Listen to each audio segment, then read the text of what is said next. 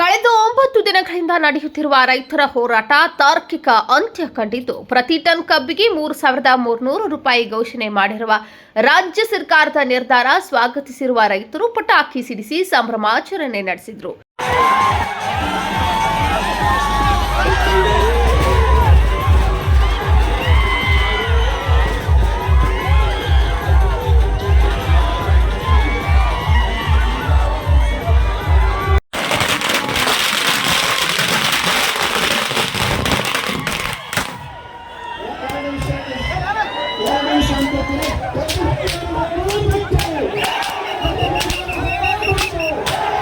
ಗುರ್ಲಾಪುರ ಕ್ರಾಸ್ನಲ್ಲಿ ನಡೆದಿದ್ದ ಕಬ್ಬು ಬೆಳೆಗಾರರ ಹೋರಾಟ ವೇದಿಕೆಯಲ್ಲಿ ರೈತರು ಸಿಎಂ ಸಿದ್ದರಾಮಯ್ಯ ಅವರ ನಿರ್ಧಾರವನ್ನು ಸ್ವಾಗತಿಸಿದರು.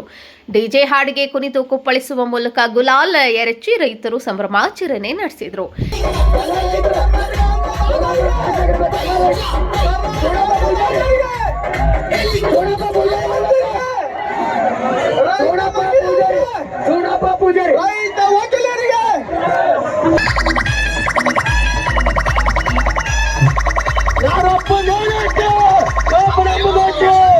ಈ ಸಂದರ್ಭದಲ್ಲಿ ಪ್ರತಿಕ್ರಿಯೆ ನೀಡಿದ ರೈತ ಮುಖಂಡ ಚೂನಪ್ಪ ಪೂಜೇರಿ, ಸರ್ಕಾರ ಘೋಷಿಸಿರುವ ಬೆಂಬಲ ಬೆಲೆಯಿಂದ ರೈತರಿಗೆ ಒಪ್ಪಿಗೆಯಾದರೆ ನಮಗೂ ಖುಷಿಯಾಗುತ್ತದೆ.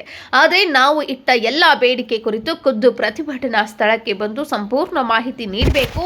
ಹಾಗೆಯೇ ದರ ಘೋಷಣೆ ಕುರಿತು ಅಧಿಕೃತವಾಗಿ ರೈತ ಸಂಘಕ್ಕೆ ತಿಳಿಸುವಂತೆ ಅಭಿಪ್ರಾಯಪಟ್ಟರು. ಸರ್ಕಾರದ ನಿರ್ಧಾರದ ಕುರಿತು ಮತ್ತೋರ್ವ ರೈತ ಹೋರಾಟಗಾರ ಶಶಿಕಾಂತ ಪಡ್ಸಲ್ಗಿ ಮಾತನಾಡಿ, ಕೊನೆಗೂ ರಾಜ್ಯ ಸರ್ಕಾರ ರೈತರ ಹೋರಾಟಕ್ಕೆ ಮಣಿದು ದರ ಘೋಷಣೆ ಮಾಡಿದ್ದು ಖುಷಿ ನೀಡಿದೆ. ಹೋರಾಟದಲ್ಲಿ ಭಾಗವಹಿಸಿದ ಪ್ರತಿಯೊಬ್ಬ ರೈತರಿಗೆ ನಾನು ಧನ್ಯವಾದವನ್ನ ಸಮರ್ಪಿಸುತ್ತೇನೆ ಎಂದರು. ಹೌದು, ಮಾಡಲಿ, ಏನು ತೊಂದರೆ ಇಲ್ಲ. ರೈತರಿಗೆ 3,500 ಬೇಡಿಕೆ ಇಟ್ಟಿದ್ವಿ, 400ಕ್ಕೆ ಬಂದೀವಿ.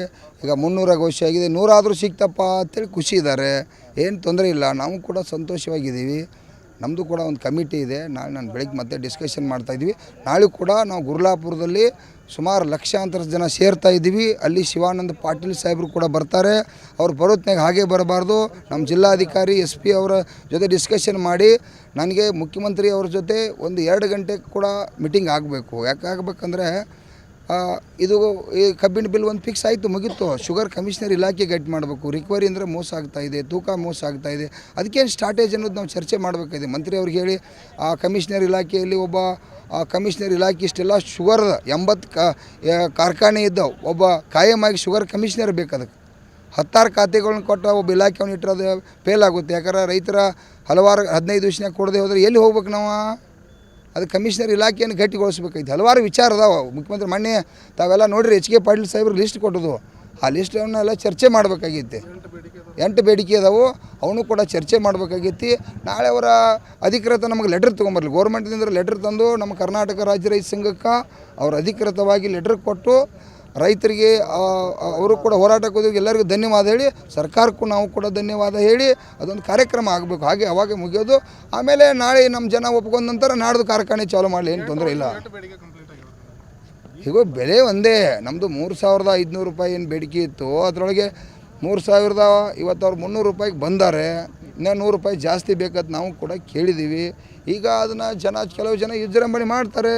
ಜನ ಒಪ್ಕೊಂಡ್ರೆ 3,300 ಇರುತ್ತೆ, ನಮ್ಮದೇನು ತೊಂದರೆ ಇಲ್ಲ. ಆದರೆ ಏನು ಇದು ಈಗ ಮುಗೀತು, ಮನೆಗೆ ಹೋಗಿತ್ತು ಅಲ್ಲ. ನಾಳೆ ಜನ ಸೇರ್ತಾರೆ.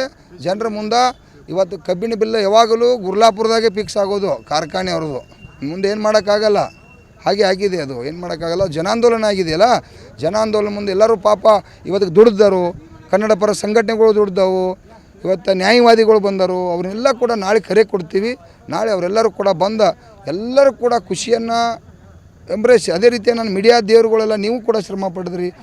ನೀವು ಎಲ್ಲರೂ ಕೂಡ ಖುಷಿಯನ್ನು ಸಂತೋಷನ ಪಡೋನು. ಅದಕ್ಕಾಗಿ ಮತ್ತೆ ಈ ಶುಗರ್ ಕಮಿಷನರ ಪದೇ ಹೋರಾಟದ ಬದುಕಾಗಬಾರ್ದು. ಇದನ್ನು ಒಂದು ಶಕ್ತಿಯಾಗಿ ಗಟ್ಟಿ ಮಾಡ್ತಕ್ಕಂಥದ್ದು ಕೂಡ ನಮ್ಮ ಜವಾಬ್ದಾರಿ ಇದೆ. ನಮ್ಮದು ಕೂಡ ಹಣ ಅದು ಆಗಿಲ್ಲ, ಅದು ಎಲ್ಲೆಲ್ಲಿ ಆಗಬೇಕು. ನಾವು ಹಣ ಇಲ್ಲಿ ನೋಡ್ರಿ, ಇಲ್ಲಿ ಸಕ್ಕರೆ ಸಚಿವರೇ ತೀರ್ಮಾನಕರಲ್ಲ, ಕಬ್ಬು ಬೆಳೆಗಾರರು ತೀರ್ಮಾನಕರು. ಎಲ್ಲಿ ಕಾಟ ಕೊಡಬೇಕು, ಎಲ್ಲಿ ವೆಬ್ರೀಜ್ ಕೊಡಬೇಕು ಅನ್ನುವಂಥದ್ದನ್ನು ನಾವು ಕಬ್ಬು ಬೆಳೆಗಾರರು, ಇಡೀ ನಾಡಿನ ಕಬ್ಬು ಬೆಳೆಗಾರಲ್ಲ ತೀರ್ಮಾನ ಮಾಡಬೇಕು.